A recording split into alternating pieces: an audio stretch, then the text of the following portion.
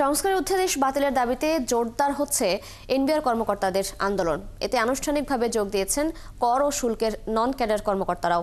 রোববার সারা দেশে ৬ ঘন্টা কর্মবিরতি ঘোষণা দিয়েছে সংস্কার ঐক্য পরিষদ। বিকেলে সংবাদ সম্মেলন থেকে এই ঘোষণা দেওয়া হয়। রুহুল আমিনের রিপোর্ট।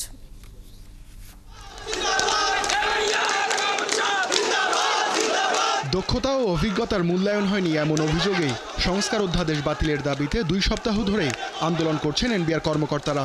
টানা ৩ কর্মদিবস কলমবিরতি পালন শেষে শনিবার বিকেলে আগারগাঁওয়ে রাজস্ব ভবনে জড়ো হন শত শত কর্মকর্তা। সংবাদ সম্মেলনে আন্দোলনে আনুষ্ঠানিকভাবে যোগ দেওয়ার ঘোষণা দেন নন ক্যাডার কর্মকর্তারা। আমরা একটা কথা স্পষ্টভাবে জানিয়ে দিতে চাই, আমরা সংস্কারের পক্ষে, আমরা সংস্কার চাই। রাজস্ব নীতি ও রাজস্ব ব্যবস্থাপনা পৃথক হোক এ বিষয়েও আমরা একমত। এ বিষয়ে আমাদের কোনো বিরোধ নেই।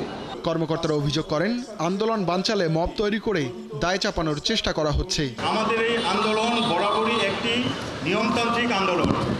গতকাল কতিপয় বহিরাগত অনুপ্রবেশ করানোর মাধ্যমে আমাদের আন্দোলনে বিশৃঙ্খলা সৃষ্টির অপচেষ্টাকে আমরা তীব্র নিন্দা জানাই। দেশের ইকোনমির বৃহত্তর স্বার্থে আমরা আসলে চাই যে সকল অংশীজনদের সাথে মতামতের প্রেক্ষিতে, যেমন ব্যবসায়ী সমাজ, সুশীল সমাজ, প্রিন্ট অ্যান্ড মিডিয়ার ভাইয়েরা সবার সাথে আলোচনার প্রেক্ষিতে একটি টিকসই এবং সমৃদ্ধশালী একটি সংস্কার করা হোক।